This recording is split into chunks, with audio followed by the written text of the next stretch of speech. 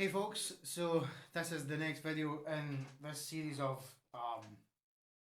So You Want to Play Trumpet? I think that's what I called it. And what I'm calling the video is, I actually know there's loads of tunes out there called this and maybe other videos type things. Call it putting it all together. A lot of the videos that I've done, there have been a lot of chat and going in maybe in depth into certain exercises and studies. Again, like Maggio, I know I've used that a lot in a lot of my videos. But what I wanted to do was talk about, or demonstrate rather, a collection of exercises from warm up through practice, etc., to show what I do, I suppose. My routine has changed not quite a lot. I suppose a better word would be evolved, has evolved over um, the last easily 16 years, 17 years. Now, that might sound entirely normal. So I'm going to backtrack very quickly, get a lot of the chat out of the way at the beginning, because I know I talk a lot. Sometimes too much, maybe. Going back very briefly, 2004, came off cruise ships, been on ships for about 4.5 years. Came off ships, could barely play two octaves without doing some crazy messed up stuff to get the range that I needed to do my job in the cruise ships. So, boom, that was finished. I had invested a lot of money in a certain well known brand of trumpet, and I'd been playing their trumpets. Sorry, they're playing their mouthpieces for a very, very long time. So it seemed like the next step. And certainly at that time, these instruments were considered the pinnacle of trumpet production. They were very, very fashionable, put it that way. So my theory to myself was, if I couldn't make it happen with that gear, I couldn't blame the gear because allegedly it was the best in the world, then I had some real issues. So I gave myself a good proper 4 months off between leaving cruise ships, flying back out to the States to pick up this equipment, and then coming home with it. And I started again. To put it into a nutshell, I always think about Austin Powers when I say that. To put it into a nutshell, I didn't know where my embouchure was. I didn't know whether it was down there or up there or whatever. I couldn't just put the instrument on my face and start again. Sorry, start a day with a good setup. So I decided then that that would be it. Back to basics. Start off at the beginning. I had the Arbin book. That was about probably the most important book that I've ever bought. Still a fantastic book. It's not about getting through the book. It's not about finishing the book. It's like anything you do physically or anything that requires maintenance. That is always there as a go-to device. I had a chat with a really really good friend, and he suggested the Schlossberg book, and that's very important because that's where a lot of my um, time was spent basically going over all the fundamentals of what it is to make this thing work as efficiently as possible. And it's still a learning process, so I'm still learning myself. Anyway, so where we and my then girlfriend, now wife, found ourselves was miles away from regular civilization in the north of Scotland, and I gave myself a time period to learn to play. Um, and within that time period, I didn't really know what I was doing apart from starting from the beginning. The one thing that I was successful at back then was exercise, and well known and loved form of exercising is a rotation of the muscle groups. So if any of you do work out, or any of you enjoy sports or for whatever, anything like that, then you'll know that you have to rotate the muscle groups to have a good all round physical strength and ability to do whatever your chosen sport is, etc. And I use favour a technique which would be like, let's say like one day, like day one, Monday would be cardio. Day two would be legs. Day three might be chest. Day 4 maybe back. Day 5, you see how it's evolving, etc. So that's what I applied to my trumpet playing. And initially that was great, you know, and then you kind of reach a plateau, etc. And I learned about all this type of stuff at that time, going through this period. So around about 2005, got involved with the Sloshberg book, which is great. It's like the Arbin book. There's a lot of condensed things in there, and it takes you slightly more beyond the range of conventional trumpet playing. So it'll maybe take you up towards E's and F's that you above the stave that you won't find in a lot of the traditional literature for trumpet. So I gave myself about a year to a year and a half to really get into any sort of shape for playing. I revisited a lot of the bands, big bands, etc., that I used to play with before I went on cruise ships, and I used to go down and rehearse with them for nothing. And this was a 200-mile round trip to get back to Glasgow. Easily, sometimes 3.5 hours during summer, one way to get down to these rehearsal bands. Turning up to blow bands on a Saturday afternoon for 10, 15 quid to sit in fourth or third trumpet. And that's what it took. And gradually, it all started to come together. And probably around about 18 months into this journey, so from scratch to 18 months again, getting back into a type of playing where I could play certainly to a top C comfortably, maybe a D and an E, and hold my own in the section, you know? And that was a good starting place. And gradually, you know, things started to happen. Scottish National Jazz Orchestra came along, various other recording opportunities where you really have to be really focused, etc., in terms of your consistency and your sound and tuning, etc., etc. So that was the kind of start of it. And between now and then, so that would have been about midway through 2006, things were working well. And it's a continual process. And, you know, I've been through chops, changes, etc., since then, and I'll come back and visit them in a different video. But for now, what I wanted to do was not go back to then and talk about what I did, but kind of talk about where I ended up around about 2010, 2011, in terms of having a routine that I could do on a daily basis, or at least part of a routine. And I'm going to refer to some of the other videos that I've already put on YouTube. Um, one of those ones, just to get the ball rolling, is super easy, quick warm up or something like that. I'll put the link in the video. And a lot of this stuff comes out from the Bill Adam technique, which is out there on the internet. A lot of the PDFs are free now. There's loads of chat about it. I do a little bit of it as well on some of my videos. But we starting off with lip flapping. And the best way I've had this described to me is a video from Wayne Bergeron, and he's talking about some lead playing and his warm up, or I think you can do to warm up, and it's a really loose lip flap. You're not trying to sustain. You're not trying to do that. You're literally just letting the air out through your mouth with a loose embouchure, loose lips, and going. Now, doing that a few times, for me, the best way I can describe that to my students is it engages the head, engages the air, and engages the embouchure. So whatever order you put those three things, they're all really, really important. It's like a triangle. You can't have a stronger structure than a triangle if you've got the 3 points nailed and locked in.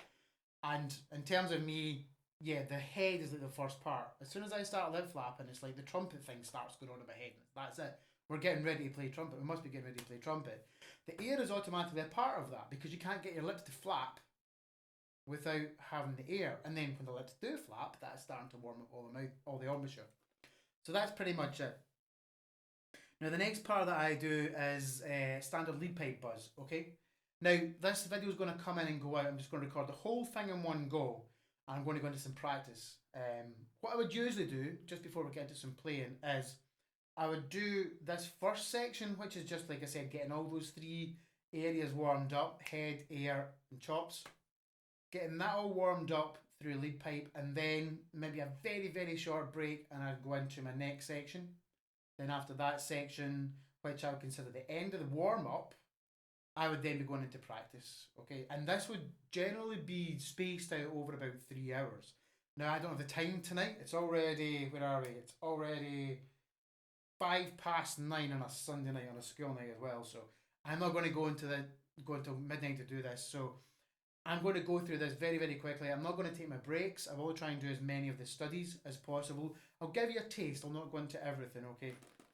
So, next thing is lead pipe buzz. If you've not had the lead pipe buzz explained to you, check out the Bill Adam or William Adam literature on this. What you're trying to do, you're trying to ignite the sound. You're trying to ignite the energy that you can create from your embouchure by basically blowing through your mouthpiece into the lead pipe. And once you've got this part here switched on, the rest of it just carries the sound and goes. And what we want to try and do is try and get as vibrant a sound from the lead pipe as possible so that that energy is picked up by the bell. And boom, that's it out there, okay? So, I've been doing this for years by basically going,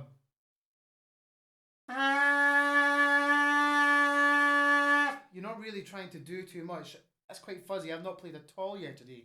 9 o'clock at night. If I was going around to a gig, I'd be twitchy, put it that way. So, the modification that I had told to me was by Mr. Mike Lovett.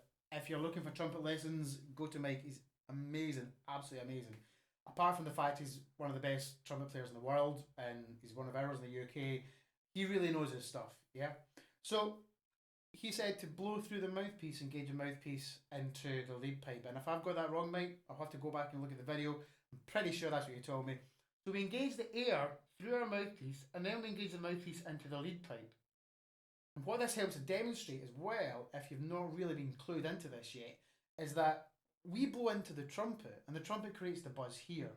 Don't worry about why, that's pretty much the way it works. So without the lead pipe, we wouldn't be creating a buzz here to create the sound in the trumpet. Buzzing our lips is a different thing entirely. I don't do a lot of it. I do very, very, very minimal videos of that.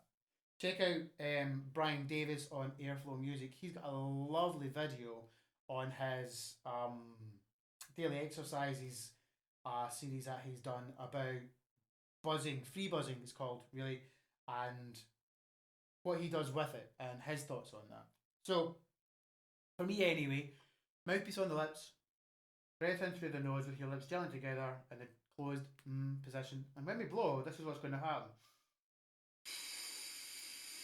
Again, there's no sound coming out of the mouthpiece because it's the lead pipe that creates that back pressure for our lips to actually buzz, okay?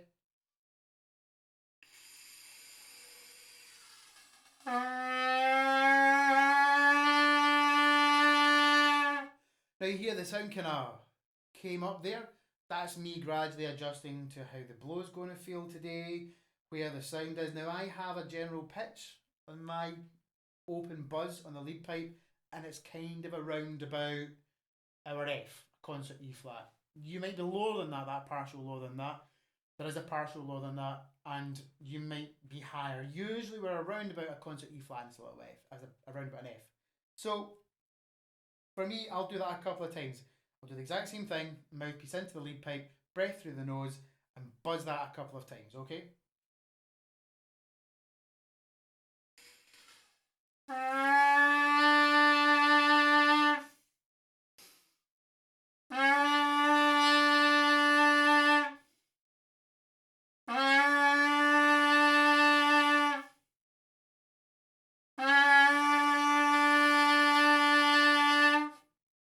Okay, and that's it. And already I can start to feel that everything's starting to wake up here. In my previous video, I talked about the support mechanism for our, well, basically everything, particularly the pedal notes. And that area there is already engaged to help that sound happen. And I can feel the buzz really, really tingly just on my top and bottom lip around here. Nothing else is really awake yet, you know? But in terms of starting to create a sound, that's starting to get there. So, courtesy of Mr. Mike Lovett again, and I have adopted this into my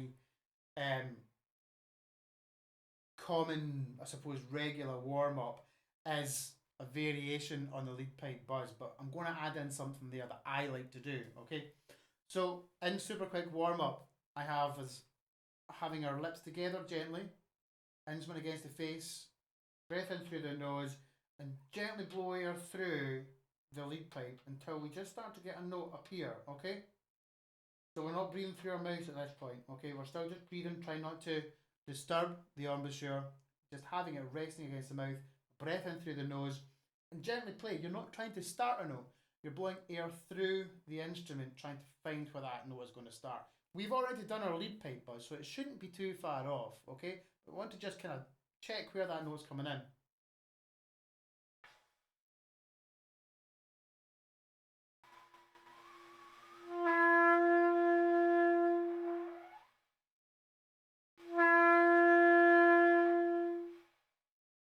Okay, so not blowing hard at all. Holding my trumpet nice and light. We want everything to happen as freely as possible. And for me, the note actually starts to speak when I find the correct level of support just here. I'm not blowing hard, I'm not doing anything with the embouchure whatsoever. And then the next stage of that, I will add in a little bit of note bending, okay? So I can get the note to start, don't need to use a tongue yet. Do a little bit of note bending down to a semitone and then down to a tone.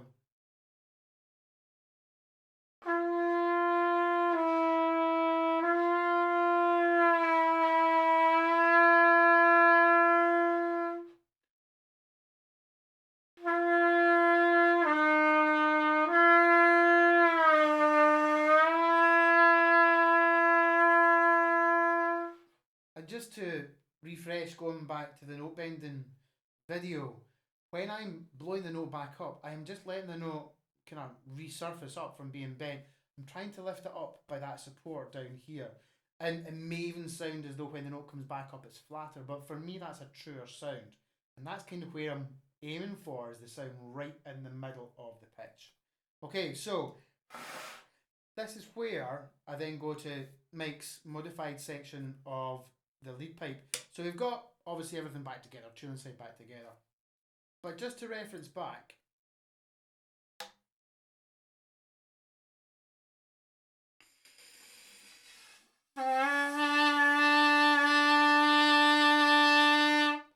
that's the note that I buzz, okay? So let's find out where that is. Okay, so my buzz is still a little bit low. I'm obviously not warm enough yet. But what we can do now is the modification of what Mike said is we actually try and play an F note with no valves. So it's kind of like our note bending, but what we want to try and do is get this open bent F as full as possible. And this again comes down to the fullness of sound that comes out the trumpet, our slotting of our notes so they're right in the middle of the pitch. So, exact same thing again, let's just reference the pitch. That's where we're aiming for. So, exact same as the lead pipe technique. Mouthpiece against the lips, in through the nose, lining it up, we're aiming for ba. So it'll essentially be a bent F that's coming out.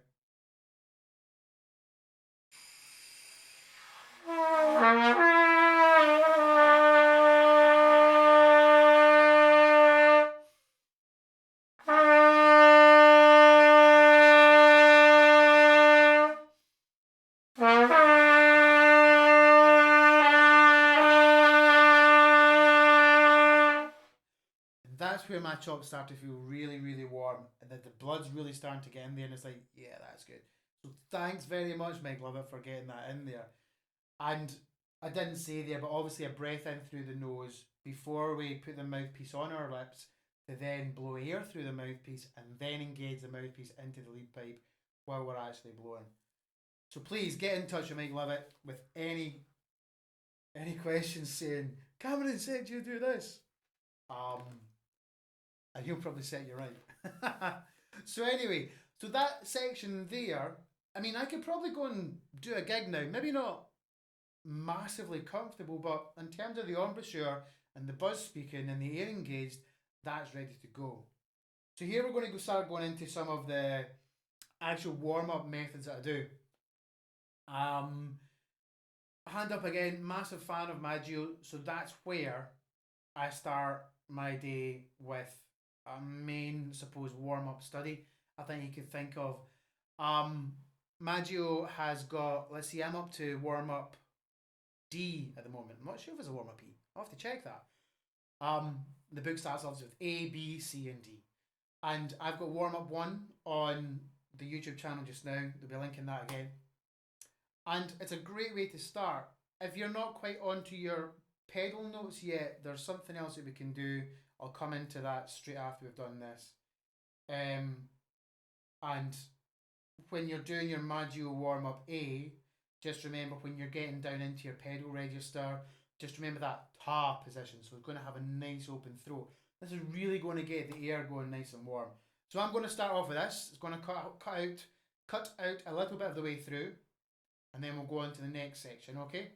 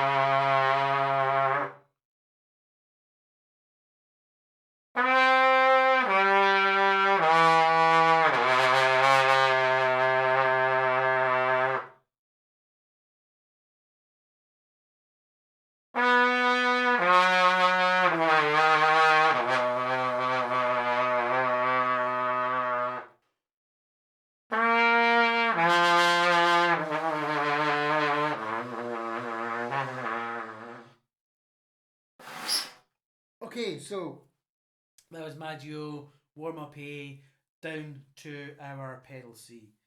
Um, what I often do now is, like I said, a 5 minute break, whatever, go and put the kettle on or have a cup of tea, whatever. And then what I've been doing recently, I've been trying to become really familiar with the Maggio technique. I'll then move on and do one of the studies that relates to warm up A. When you go through Maggio, a lot of the warm ups relate to specific exercises as you go through the book. It's a fantastic study. If you're looking for tips and pointers on it, give me a shout. I am getting on to the middle of the more advanced section on it. It's a great study. So I said just before doing Maggio warm up A that there are other studies that you can do if you can't really get all the way down into the pedal register. You can just do the first section of that, maybe down to the F sharp. In the Schlossberg book, Max Schlossberg, Daily Drills, there are numerous really, really famous exercises used by a lot of us that kind of like tick a lot of the boxes very, very quickly. Exercise 13 on page 4 of the Max Schlossberg book has got 3 of my favourite studies, and these 3 studies I actually used as part of my warm up when I was putting together my practice routine that was kind of like the exercise and the going to the gym stuff. But this was very much condensed and part of the warm up area still of it. But Max Schlossberg, that the studies in there became such an important part of my fundamental practice routine. So exercise 13 is the exact same pretty much as the start of warm up A. The only difference is instead of it doing like a proper descending triad, so C, G, E, and C, it misses out the third of the basic triad at the bottom. So it just goes C, G, C, and then B, F sharp, B. Let me think. It's not written in the book. Sorry, I've got it on the screen here. But it just follows, obviously, our harmonics all the way down. So you only really have to be open for the first start. You really worry about open valves for the first bar, second valve, first valve, one and two and three. Now you can go to one, two, and three for the second last bar, which is G, D, G, or you can do open D and then bottom G. It doesn't specify. And then the last bar is F sharp, C sharp, and then F sharp, etc. So very, very briefly, this is.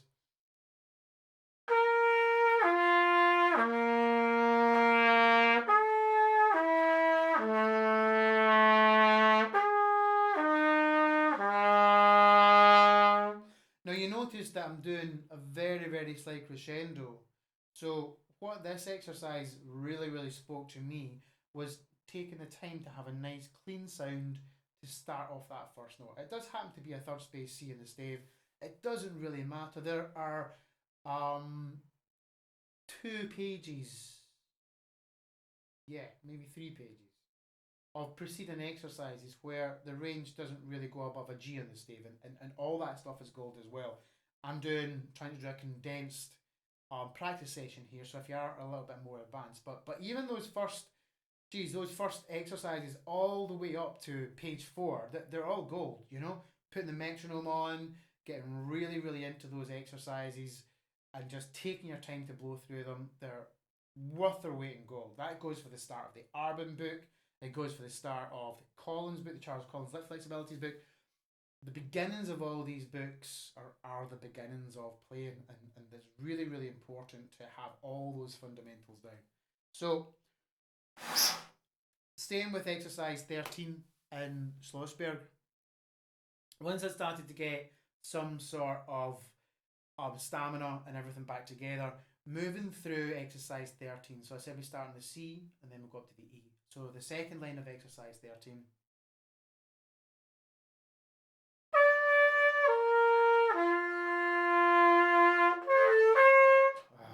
And there we come to an interesting thing.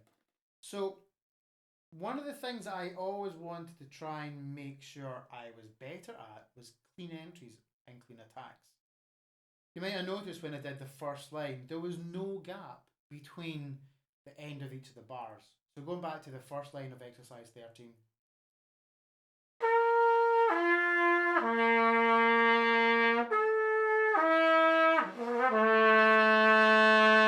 Yeah, going to do warm up A there.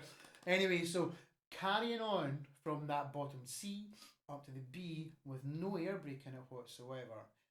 More musical, it's more efficient. You're not stopping and starting the air again. All you're doing is articulating as the exercise demands.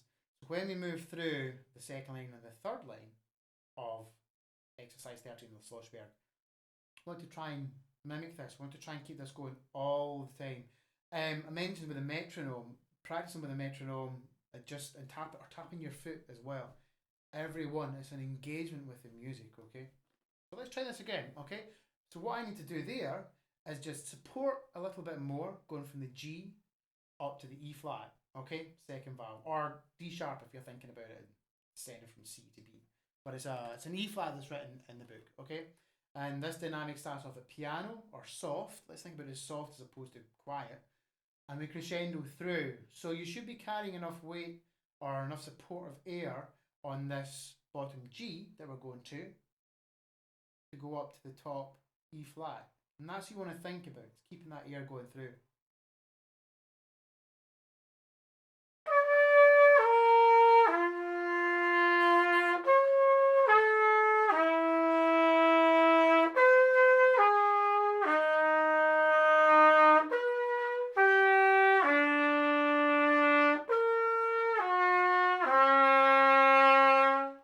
So, trying to keep that momentum of air going is ultimately the goal in terms of everything that we want to do. If you were playing a lovely melody and you had like an interval to do, you wouldn't stop the phrase there unless that was musical what you were asked to do. you'd be asked, or the music would be asking you to play through that phrase, and that's a lot more natural than being really stunted with our our lyrical playing. We get staccato notes and shorter phrases and everything, yes, but that's a different thing entirely. We want to try and keep our air flowing as much as possible, air flowing in and flowing out and flowing in and flowing out. And that's the most efficient thing we can do because that's how we breathe, okay? So the third line of Schlossberg, a little bit more challenging, and when we are playing more so in this register, so we're starting on a G up here and we're coming down, this is where our support is really, really important. You know, we want to make sure that we come in every one of these notes as cleanly as the previous two exercises. So this is a good example of where making sure that we can complete a previous study before moving on is really, really, really important. And it's again, it's about building our foundations and building our foundations. Try and make sure that we can do everything that we need to do. It's not about not practicing hard stuff. It's about having all the foundation work in to make sure that we're at the level to play the hard stuff. Because it's really, really frustrating when you try and practice something, but you can't play it at all. You just don't have the skills for it. I'm sure there's someone in there will shout me down on that. No, you must strive harder. Anyway, so basically, I wouldn't do the third line of Schlossberg all those years ago until I could do the second line cleanly. However, when I could do the second line cleanly, and maybe the third line was a challenge, maybe I was tired, so I would have a longer break, and then I'd come in and I'd do the third line, and I'd come in fresher on that third line, okay? So we're starting on a G. Oh, let's hope it comes out.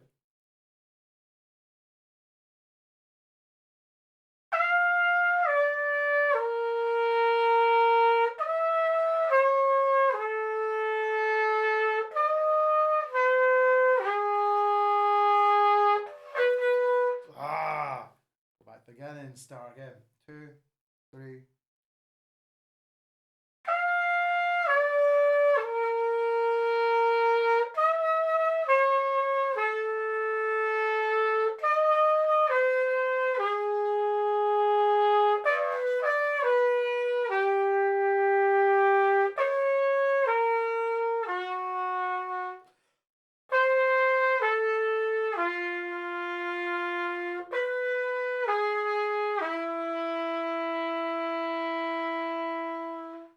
Wow. Definitely a little bit out of practice. You can hear that in the quivery tone. That's support not quite working strong enough as well. So, it's never too late to practice. There we go. Right, so staying with page 4 on the Schlossberg, moving to exercise 14. It's kind of gentle lip flexibilities. So, this is, like I said, this is still kind of part of what used to be a warm up routine for me. It kind of evolved into more of a warm up maintenance routine when I started doing some some more consistent show work, and I'd be doing a collection of shows, etc. Maybe not want to practice every day, but at the same time, didn't want to leave it to half an hour or an hour before the show. I've never been that type of guy. I would always try and get something done in the earlier on in the day. So what would be a warm up would become a warm up maintenance, just to kind of tick a few boxes and make sure everything was going. This is a very, very gentle lip flexibilities exercise. Exercise 14 in Schlossberg on page 4 again. Same type of thing, but here we're practicing moving between the notes without vowels. So very, very slow lip flexibilities. Very similar to what's at the front of Charles Collins' Advanced Lip Flexibilities. A fantastic book. Another well-known book, volumes 1, 2 and 3, all in the one collection. I'll do some work on that at a different time as well, a video on that. This one here, same thing. 3 lines, all starting in different pitches of the harmonic. So the first one's G, and then the second line starts in a C, and the third one starts on an E. So I'll do the first one, okay? Again, we'll maybe edit this out a little bit. What we're trying to get is a nice movement. You know, we're not looking for the notes falling on and falling off. Pitch. Hopefully we've got past that stage. And if you want to know what I'm talking about, check out the video Introduction to Lip Flexibilities, where I actually explain the falling off of notes and the falling up to notes to try and learn where our support and where our tongue levels are when we're actually playing these lip flexibilities. When we get into the performance arena, we want to be able to move between notes like a piano player's playing them, you know? Like, so when we're playing on trumpet, like a C to an E phrase or a D to an F phrase, and it doesn't come out, it's like, oh no. You know, that type of thing. You want to make sure that happens every time when we're playing. So, exercise 14, first bar, starts on open, and then it goes down the exact same as the first bar as 13. We'll go down all our vowels until we get to our bottom F sharp. Nice and slow for all of these. And exercise 14 has a soft start, a crescendo through the middle, and a diminuendo towards the end.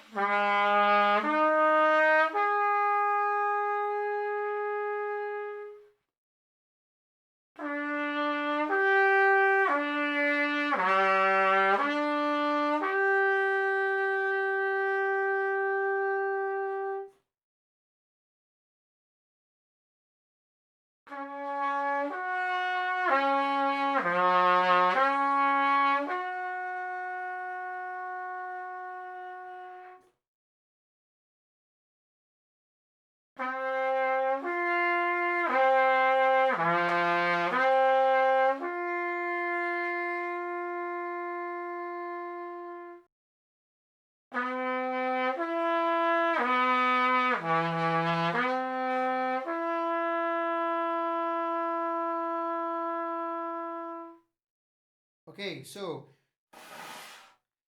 second line is the next harmonic up, and the third line is the next harmonic up after that. So that would be the basis of the start to this warm up maintenance routine that would then be going into.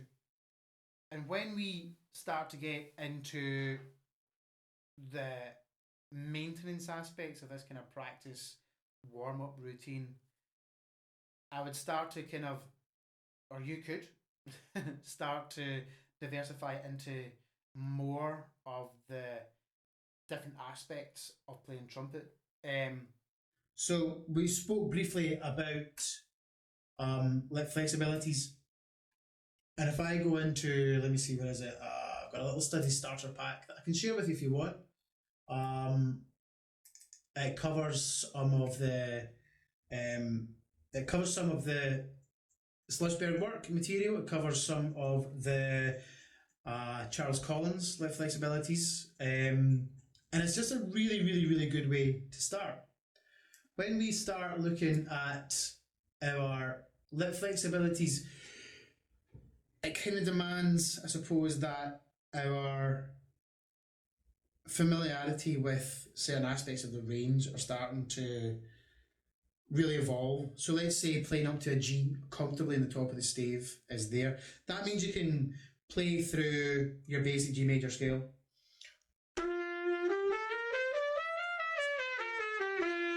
Arpeggio, etc., and down obviously, etc. So you've got that range there. The reason why I think it's important to have that level when you're going into this type of routine, it comes down to being able to walk before you can run. And this echoes back to the minimal pressure video that I just did the other day. When we start to do things that are really, really difficult and intense for us, we can get really wound up and bound up into it as well, and we can start to add a lot of tension into our playing. And that's where the tension transfers into arms, start getting pressure on there, etc. You never really want to come away from a practice session with a wrecked face, okay? There's an exercise technique in weightlifting called to failure, and when you do that type of thing with any type of muscle, you're actually damaging the muscle a little bit more. You're pushing it beyond its safety limits. Now, if you're in a professional training regime, for example, and you've got nutrients and supplements, you've got a trainer, a coach, etc., and you're doing like leg exercises to failure, and you've got someone there spotting you, and you've got your rest periods all planned out, that's fantastic. That's great, you know. Playing to failure in trumpet means you have to wait until your face is good enough, or healthy enough, or even strong enough to come back and pick the trumpet up. There are some techniques out there that have to be taken with a pinch of salt. That doesn't mean to say they're bad or dangerous. And I will touch on them very, very slightly towards the latter part of this video. And being in the right place and being strong enough to do these techniques is very, very important before attempting these techniques. A lot of the long note work that we do, like for example, just doing there on Schlossberg 13 and 14 on page 4, that's hard enough. I mean, there's a lot of long note playing in there. I'm sure you've seen lots of memes out there where like Batman slapping Robin or something. Robin saying, I need a new mouthpiece, and Batman saying, long notes, all that type of thing. It's true, you know, but even long notes done too much can have an adverse effect. So when we come to the likes of our Collins lip flexibilities, the book starts off very sensibly with the type of thing that we were just looking at in Schlossberg. When you start to look into the first page, this is exercise 2, okay? So we've done a degree of work already on our lip flexibilities. Exercise 1 already goes up to a G, so that's what I'm saying about when you're looking at this particular type of study. Having that comfortable range in place is quite important. It's not about straining to get these notes, it's about playing these notes and learning to play these notes efficiently, in time and in control. Now, I'm going to add a wee disclaimer here. It's freezing in this room, okay? I've not switched the heating on yet because I'm really, really tight. I have to pay extra for all the electricity. It's not so cold that I'm shivering, but every time I talk for more than 3 minutes, yes, I'm talking too much, I know. Instrument goes cold, face goes cold. Exercise 2. 3 bars together, okay? And these 3 bars go up, they open harmonics initially on the trumpet, with no valves. Now, I like to break this up when I'm teaching my students, okay? I like to break each bar up into its own little chunk, which is kind of what's covered in section 1, but it gives you the impression of doing the whole first section. So I'm going to have to put a PDF up in some of this, because unless you have the book in front of you, you can say, what's he talking about? I've no idea. So this is the first 3 bars of exercise 2 as written in the book.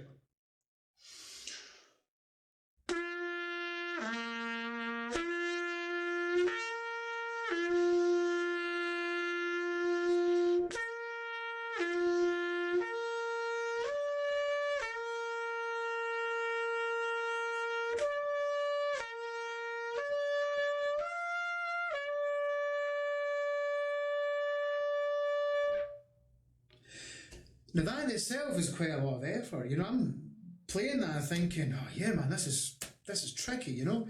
In terms of the accuracy in making every note happen. Remember I was talking about that at the beginning, or rather when I played the second line of exercise 13. So what I quite like to do with this exercise, break each one of those bars up. So you can play the first bar, take a break, play the second bar, take a break, and then play the third bar. And then you've got a break anyway before you go down the valves. The ultimate goal is to play it all in one breath. You pause on the note at the end of the bar, and you continue that breath. You articulate the first note of the next bar, and then you get to the end of that bar, you hold a pause, and you articulate the note of the beginning of the next bar, the third bar, in each harmonic or each valve series as we go down. So we'll do that again on the second valve. And pay attention, hopefully I won't mess it up and have to start it again. Otherwise this video is going to never end. So this is in the second valve, the exact same thing, okay?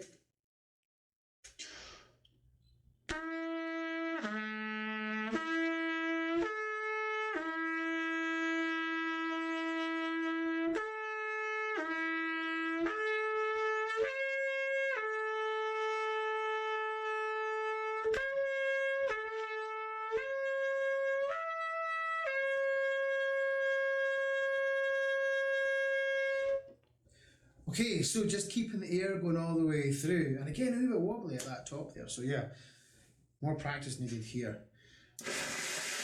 And these preparatory exercises for the Schlossberg material, sorry, the Collins material, incidentally, this is volume 1 of the 3 volumes of Charles Collins' Lip Flexibilities, and they all look at things slightly different. Different techniques involved with the lip flexibilities. So this is not about all of which I practice. We'll be here forever because I've got a stack of books I should have brought with me, in fact, about that thick, all different studies, you know, and it's like cherry picking all your favourite bits out of it. When you start to get more involved, or further into rather, volume 1 of Charles Collins' Lip Flexibilities, the exercises in terms of the actual amount of notes you play become longer. Each section kind of finishes with an etude, so you'll start higher and higher and higher. I think the last etude of section 1 finishes, I think you start on a B flat, and the top note in that line there is on the F sharp. So you're really going up into what we consider the lead range of the trumpet, but it's not about being screamy up there, it's about playing these notes like you would in a piano, or like a flute might do, in terms of, or a clarinet, that's a great example as well, in terms of how these notes come out. Okay, so etude number 1, which is like the culmination of exercises 1 and 2 in Collins, is this. Again, might not get all the way through it, we'll see how far we do get.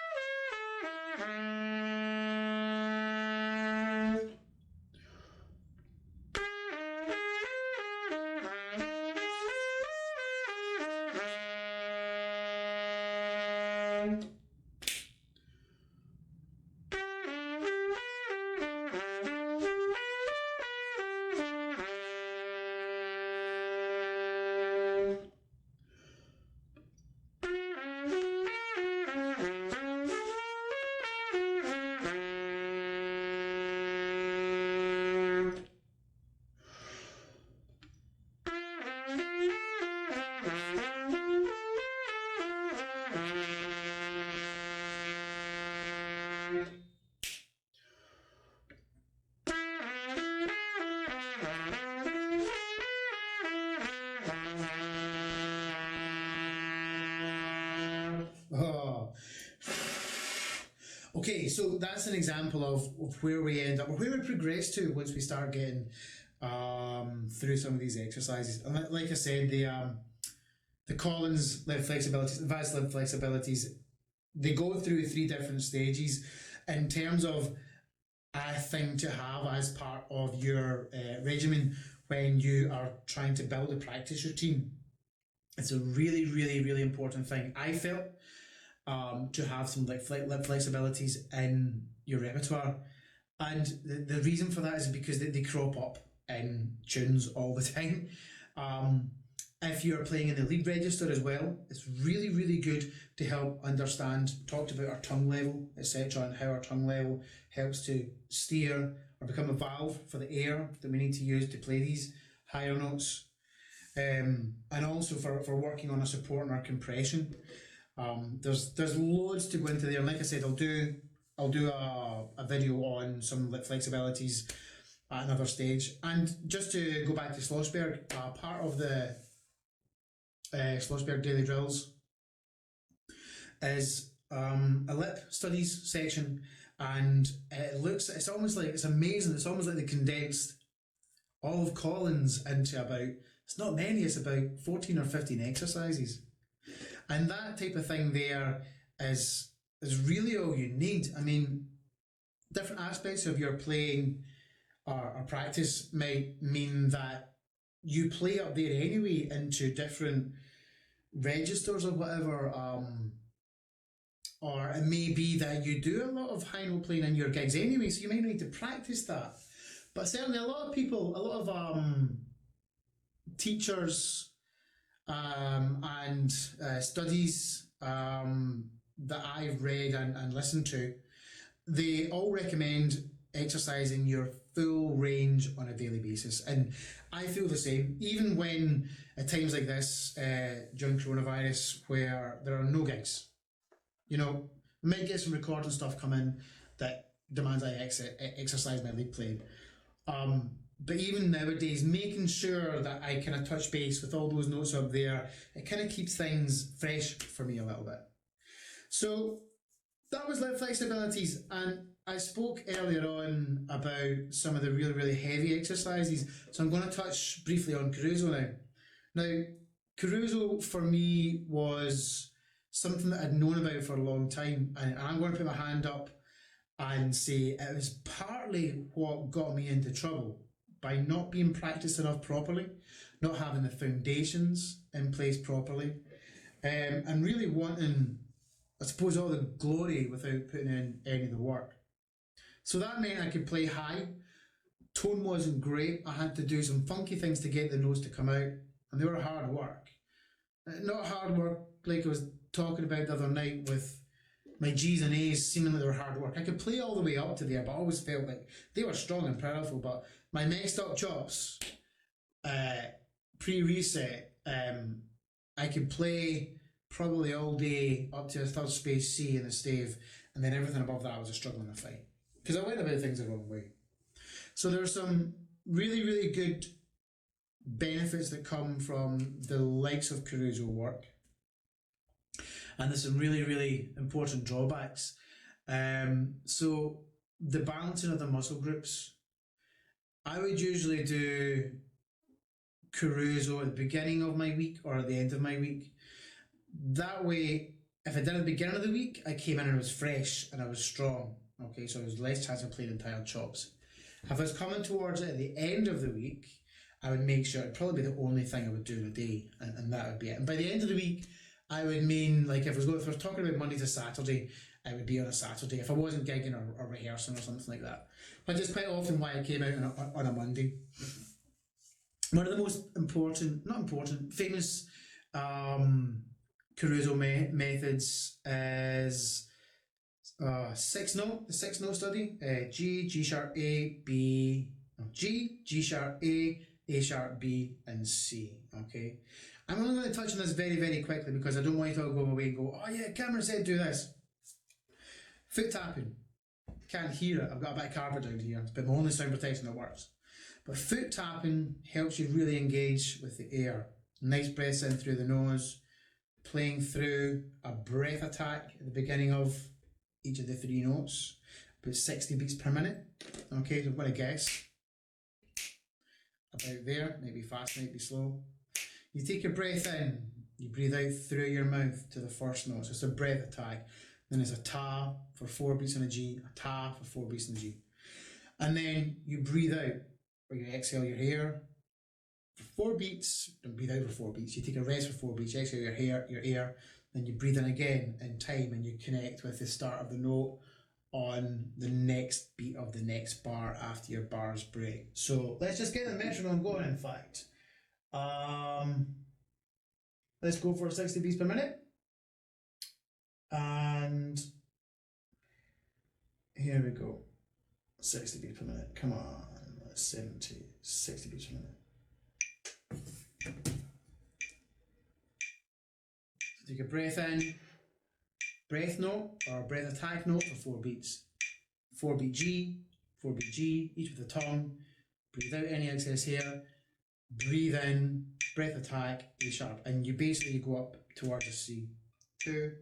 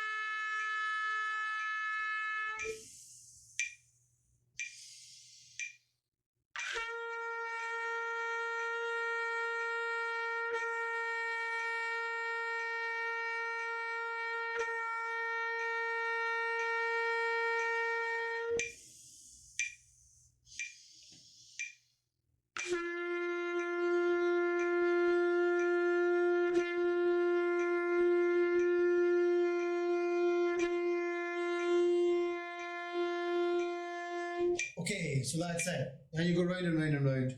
And that's one of the exercises I was talking about where it's not about going to failure, it's about going to where the note ceases to stop, sorry, ceases to speak freely. And the best way I can describe that is when it's like the support and everything is working as possible, but the buzz is just tired, and that's where you stop. And you must rest. I mean, Jeff Winstead has got, it's pretty much the definitive book on the carousel method, and it goes into some fantastic information on it. I'll try and get the link to Jeff as well. Fantastic, it's a really, really good book, but it really is an advanced study, and a lot of this stuff is accessible at an earlier stage in your playing, but understanding how it all works is really, really hard. I've been playing for almost 34 years, 33 years. Learning stuff all the time about my playing, learning different ways to do things. Like I said, I had a lesson with Mike just about a year ago, Mike Lovett, and just some of the things he was saying, it's like, oh yeah, did I know that? Have I forgotten that? Or is that new information to me? So, in the grand scheme of things, it's never too late to actually continue learning and understanding a lot of this stuff. So, there are other carousel methods out there as part of a system. A fantastic trumpet player I met on cruise ships called Guillermo Cayero. Check him out. I'll try and get a link to his. I don't know if he's got a YouTube channel or not. Fantastic Argentinian trumpet player. He was one of the first guys I ever hear play like double A's as part of a solo. I was like, what are you doing, man? He couldn't really do the lead stuff back then. I don't know if he can do it now. But in terms of that ability to really engage musically with range, it blown me away.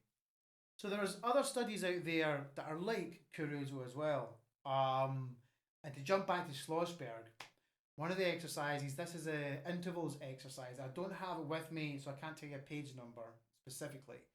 But the intervals exercise has got some really, really, really good strength training work on it. Okay, and this is the type of stuff where, like I said, if you're in the gym or you're exercising or whatever it is you're doing where you really exert yourself, the rest periods here are very, very, very important.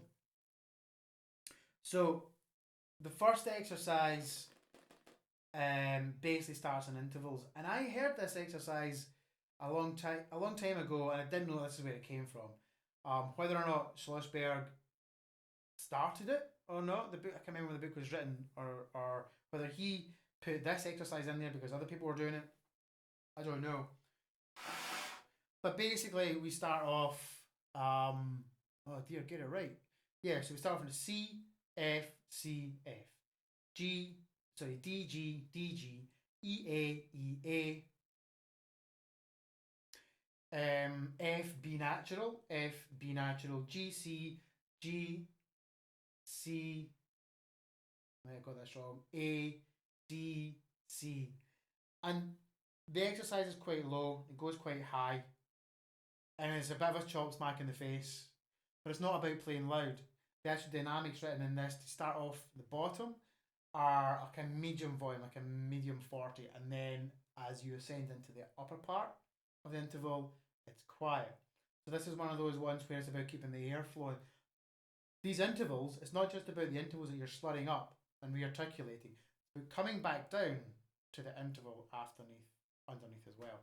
Pretty sure I've got that right. Okay, so here we go. Again, a slow tempo. I won't worry about the metronome just now. 2, 3.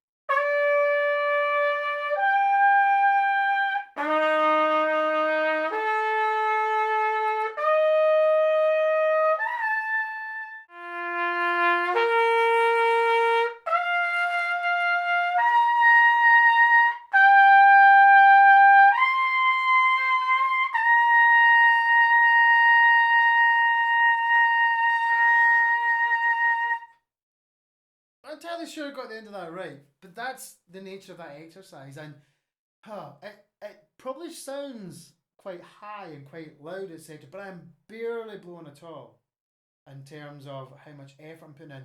This is where the support mechanism comes back in. I'm trying to make sure that we're playing the notes up there. Which reminds me, there's a book I need to mention as well. Um, it's got a horrible name. It's something like Articulations for the High Note Trumpet Player, and it's all kind of like Baroque style lines, but it's actually written for B flat trumpet, and it's pretty crazy. But maybe that's one for another time as well. It just popped into my head. So this section in intervals and this control of playing featured quite a lot in terms of really getting the work here, really putting in the effort here to make my embouchure be under my control and really, really learn about where my support was. Again, I said just recently that it wasn't until a lot more recent in time where really delving into pedal notes actually taught me a lot about the general benefit of support. But these initial exploits into range, as in the Schlossberg stuff and this intervals work, it was really, really, really beneficial in terms of starting to get familiar with support and be able to play up there without chucking loads of air through it and using loads of pressure. So that interval exercise becomes reversed and it's a little bit harder the second time round. So we start off on the second of each notes that we already played. So where we went C, F, C, F, we go F, C, F, C, and it jumps up, okay? So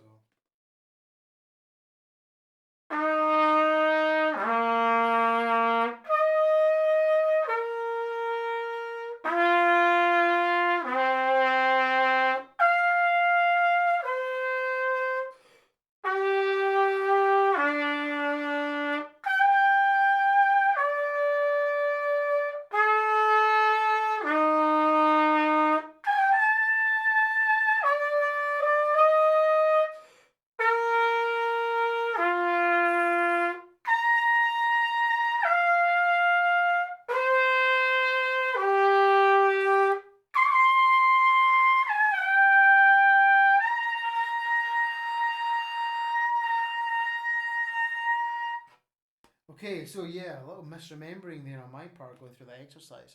I still use the study books a lot with these exercises just to visually there. I don't know, it means it can kind of switch off. That's shocking, isn't it? So we've covered a little bit of kind of warm up maintenance type thing. Obviously the lip flap and the note bending, and then getting ourselves into the Maggio warm up. And obviously going through the Schlossberg exercises 13 and 14, and then looking at the Collins work as well, and then also looking at the Caruso exercise that was there. Forgive me, I've forgotten something on the way. And there we were just looking at a little bit of the Schlossberg intervals, and all of the sections in Schlossberg, they get progressively, I wouldn't say harder, but more involving. For the scale stuff, I'm actually going to talk about the Clark studies. Anyone who's anyone, pretty much, after a few years playing trumpet, I've heard about H.L. Clark. There are two particularly famous studies in there that everyone pretty much knows and has memorized, and that's what I'm going to talk about now. They're not particularly fantastic for like our full range of scales. They are in Clark, but these ones I'm going to talk about are really nice for getting our fingers worked. And the first one I'm going to talk about is exercise 1. It's a chromatic exercise, and it's written as 6 semiquavers up and 6 semiquavers down. Okay, and it basically does that twice. So up, down, and then a repeat at the end. Clark has suggested beginning tempos and end tempos, and also in common with the Arbin, actually, Clark suggests different articulations. So this is pretty much what we're looking for in exercise 1. Tell you why I did this exercise, why it became an important part of my practice.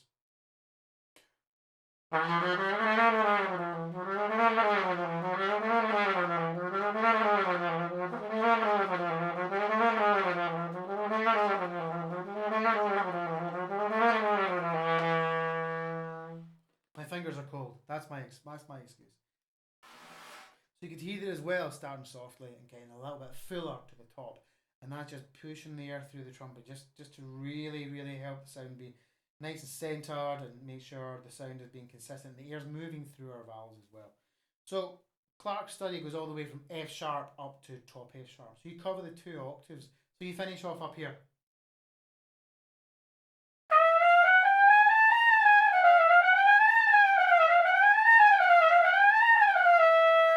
Etc. Round and round and round. He suggests 8 to 12 repeats.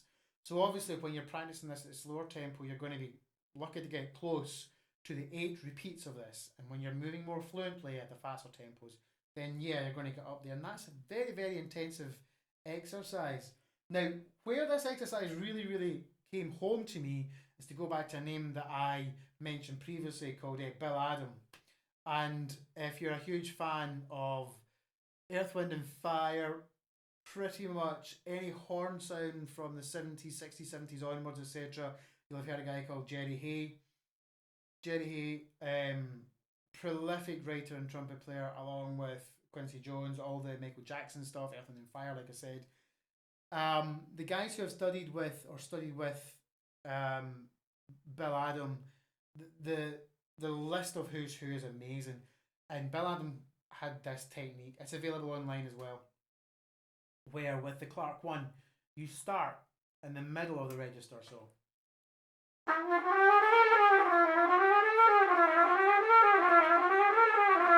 well, my fingers are not awake. And then you move down and up and down and up until you get to your bottom one and your top one, or your top one and your bottom one, retrospectively. And it's a way to exercise the chops in a slightly different way, so you're playing lower and higher and lower and higher. So there's a nice balance there. And what I used to do was twin that exercise with Caruso, okay? And you can do that, but I was doing it without the correct information and basically, yeah, wrecking my chops for days. So that's the first one of Clark. And then the second one of Clark is a almost melodic style of phrasing. And it's really nice to get patterns under your fingers, particularly if you do go into improvising. And the way that I like to work on Clark is through a circle of fourths. If you don't know what a circle of fourths is, I've hopefully got a video coming up on that soon. It's a progression of the keys in our major harmony and minor harmony. We usually start off with major harmony, where each one of the keys helps you get to the next key, is the best way I can describe it without being too technical about it. So let's say I start off on F major. This is the Clark study, incidentally, first of all. I'll play it twice. Slowly, so I don't mess it up.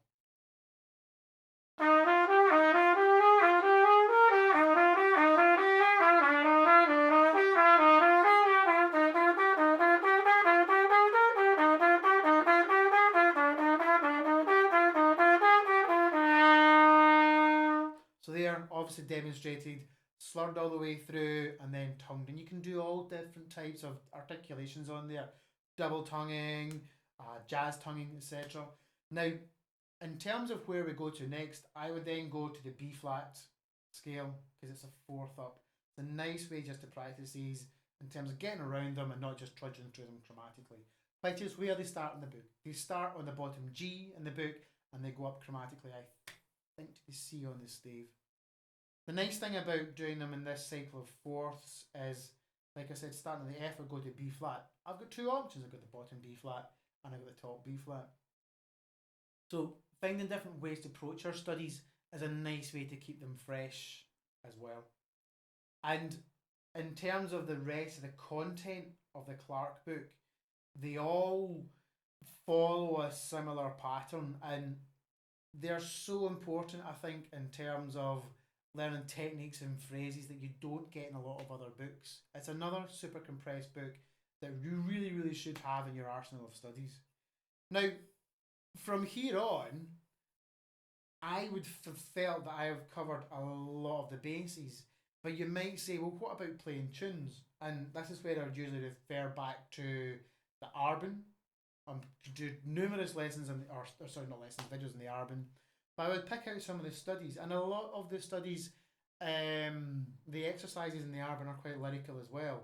And they follow a very, very classical nature in terms of how they're harmonically structured, and it's a really, really nice way to get familiar with playing in major and minor keys, because they have a lot of studies in major and minor in the Arbin. The section major minor exercise and chord studies is phenomenal. It's just worth a whole video in itself. But also the 14 studies at the back, etc. And the other thing I would do as well is work on some lead charts. And that's where I wanted to get back down to. I didn't really think about the whole jazz thing until a lot later on. And that is definitely content for another video.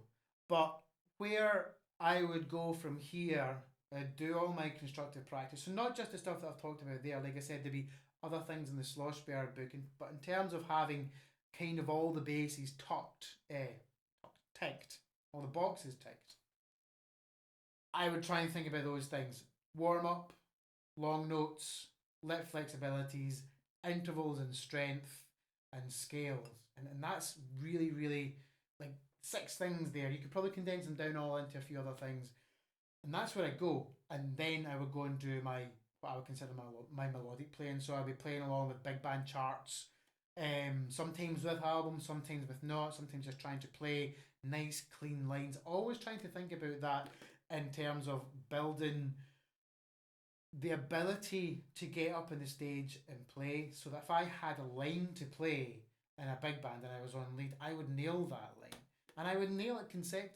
consistently. So that's where I wanted to be.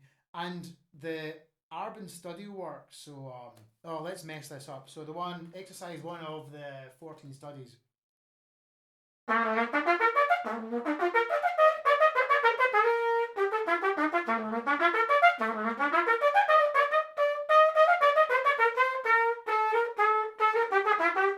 Oh, whatever it is, don't have it with me. Not done in a long time. That type of thing there, that was really, really challenging. Trying to apply all of the work that I'd put into what I would consider a performance. And that's really, really, I suppose, where I was trying to get to was being able to practice to perform, and that's hopefully going to be one of the next videos as well, practicing to perform.